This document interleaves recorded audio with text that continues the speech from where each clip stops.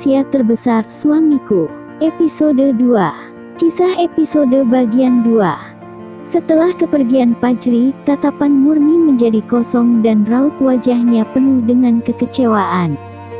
Andre, apakah harga dirimu lebih penting dari nyawa Nilia?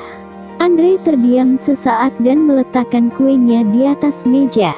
Ia berkata, aku pergi pinjam uang. Kamu pergi pinjam uang. Kamu mau kemana pergi pinjam uang? Sekarang selain Pak Fajri, ada siapa lagi yang bisa mengeluarkan 600 juta untuk membantu kita? Ujar Murni dengan kesal. Aku memiliki caraku sendiri untuk meminjam uang. Andre menggelengkan kepalanya dan pergi ke arah lorong.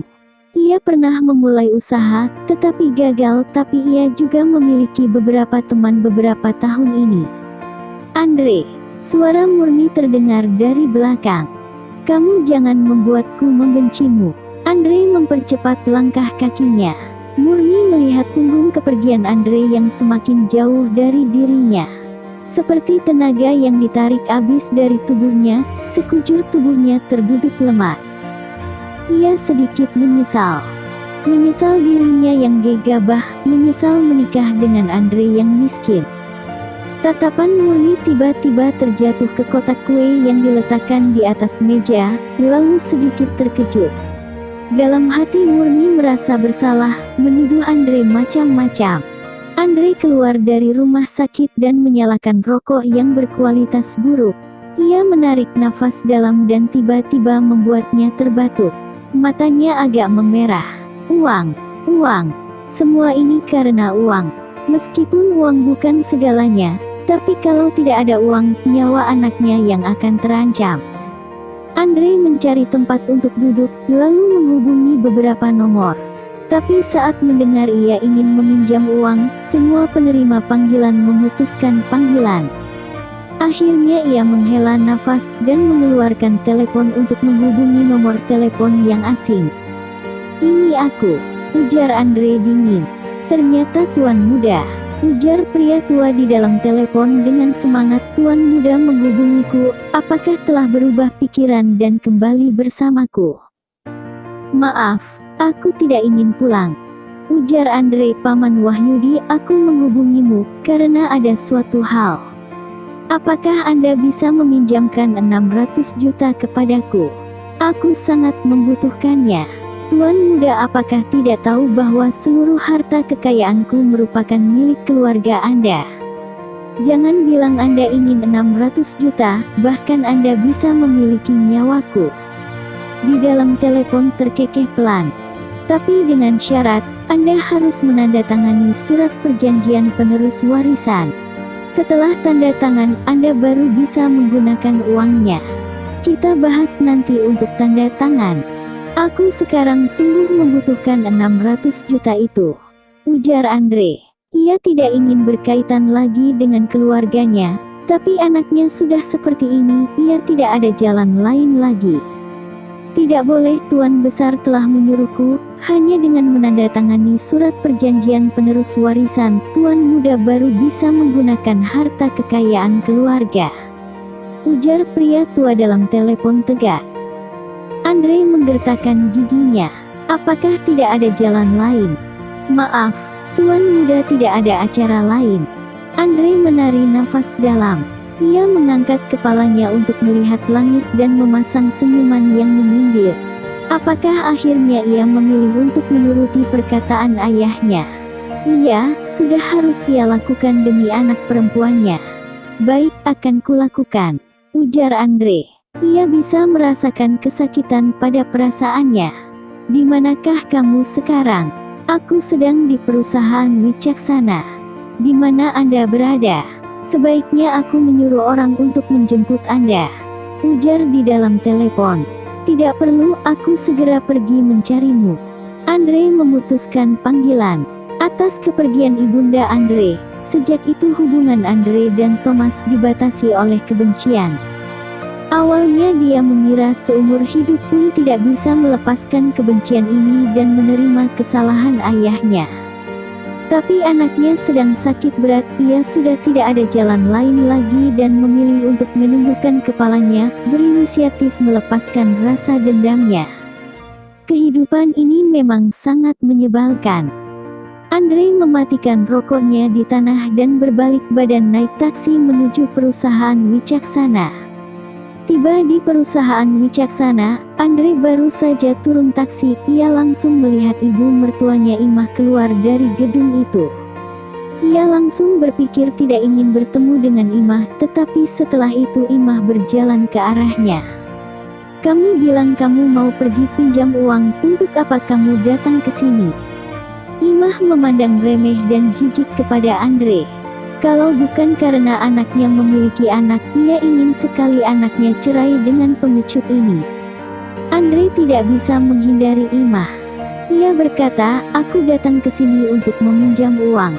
"Andre, oh Andre, kamu juga tidak lihat dulu tempat apakah ini? Karpet merah di depan pintu itu lebih mahal dari nyawamu. Bagaimana kamu bisa meminjam uang dari sana? Benar-benar tidak tahu diri." Imah mendengus. Imah adalah wakil manajer divisi pemasaran dari industri farmasi Farama. Beberapa hari ini, ia sedang membahas kerjasama dengan pihak perusahaan Wicaksana. Setelah ia pergi meninggalkan rumah sakit, ia langsung datang ke sini. Hanya saja ia tidak bisa masuk ke perusahaan Wicaksana, sehingga itu membuat ia sangat kesal. Suasana hatinya tentu sangat tidak baik. Kebetulan ia langsung bisa melampiaskan kepada Andre setelah melihat kedatangannya. "Pengecut, kakakku harus bekerja dan merawat Milia. Kamu sekarang datang ke sini untuk bermain dengan alasan meminjam uang. Apakah kamu seorang suami?" Adik iparnya Mary melihat Andre dengan kesal. Andre baru menyadari bahwa Mary berada di belakang Imah. Sedangkan di belakang Imah ada seseorang pemuda. Pemuda ini bernama Wandi, merupakan teman sekampus Mary. "Mary, apakah ia adalah kakak iparmu yang tak berguna itu? Mata kakakmu kurang baik. Orang ini sama sekali tidak berbeda dengan petani." Wandi menilai Andre dan tatapannya menunjukkan keremehan. Ia beruntung pernah berbincang dengan direktur perusahaan Wicaksana sekali di sebuah acara. Kemudian ia mendengar lagi bahwa Imah sedang membahas kerjasama yang besar. Oleh karena itu, ia mengajukan dirinya untuk membawa Imah datang bertemu dengan direktur perusahaan Wicaksana, berharap bisa membantu Imah mendapatkan kerjasama itu. Hanya saja direktur itu tidak memberi muka untuknya, sehingga membuat ia malu. Sekarang ia melihat Mary dan ibunya sedang meremehkan Andre, ia juga bersiap untuk menambah beberapa kata untuk melampiaskan amarahnya. "Iya, entah apa yang kakakku lihat, mau menikah dengan orang yang tak berguna sepertinya. Hal yang terpenting adalah orang ini sama sekali tidak bertanggung jawab," sindir Mary. "Lelaki boleh tidak ada uang untuk sementara, tapi setidaknya harus ada tanggung jawab," ujar Wandi sambil tersenyum. Andre melihat ketiga orang itu dan tak berbicara apapun, lalu berbalik badan ke dalam perusahaan Wicaksana. "Untuk apa kamu ke sana? Cepat kembalilah merawat Milia." Melihat Andre berjalan ke dalam, Imah mengerutkan dahinya dan mengomelinya. "Aku pergi mencari Wahyudi untuk membahas sesuatu," ujar Andre. "Apa?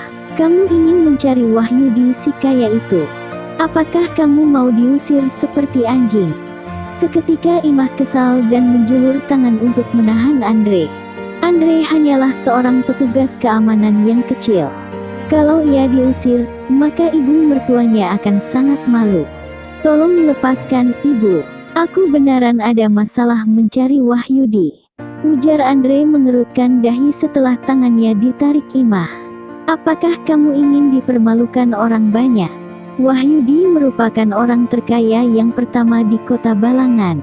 Kamu hanyalah petugas keamanan yang kecil, apakah berhak untuk bertemu dengannya?" ujar Mary menyindir. "Kamu tidak boleh berkata seperti itu. Mungkin karena kakak iparmu merasa memiliki satu keluarga dalam 500 tahun yang lalu," ucap Wandi penuh sindiran. Andre agak kesal. Apakah mereka hari ini ingin mempermalukannya secara bersamaan? Tapi ia juga tidak boleh marah kepada Imah. Ia hanya bisa mengeluarkan telepon untuk menghubungi Wahyudi untuk turun menemuinya. Di saat ini, ada seorang wanita dengan tubuh yang sempurna dan memakai setelan formal datang. Melihat wanita cantik datang, Imah melepaskan tangannya dari Andre. Wajahnya menunjukkan kecurigaan. Ia adalah sekretaris pribadi Pak Wahyudi, ujar Mary. Mungkin mereka merubah sikap mereka dan datang memanggil kita kembali.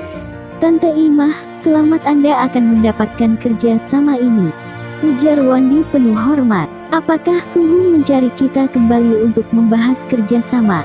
Imah sedikit tidak percaya, tapi wajahnya menunjukkan sedikit kesenangan. Tentu, di sini hanya ada kita, lagi pula kita juga telah berbicara dengan mereka. Mereka tentu datang mencari kita, ujar Wandi dan mengangguk pasti. Dulu tidak bisa membahas dengan manajer perusahaan Wicaksana, sedangkan sekretaris pribadi Pak Wahyudi datang mencari kita. Pasti Pak Wahyudi yang menyuruhnya. Ibu, sepertinya kerja sama ini akan jadi, ujar Mary semangat. Kalau kerja sama ini jadi, maka ibunya akan membagi komisi sebanyak 400 juta untuknya. Imah juga merasa benar setelah dipikir ulang. Sekretaris pribadi Pak Wahyudi tentu datang mencari mereka, tidak mungkin mencari Andre. Imah tersenyum menyambut kedatangan wanita itu dengan pikiran itu. Selamat siang, kamu datang. Imah belum selesai berkata dan senyumannya masih terpasang kaku di wajahnya.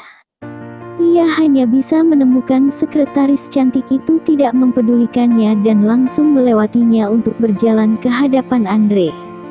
Ia membungkuk pelan kepada Andre dan berkata, "Tuan muda, silahkan masuk bersama denganku."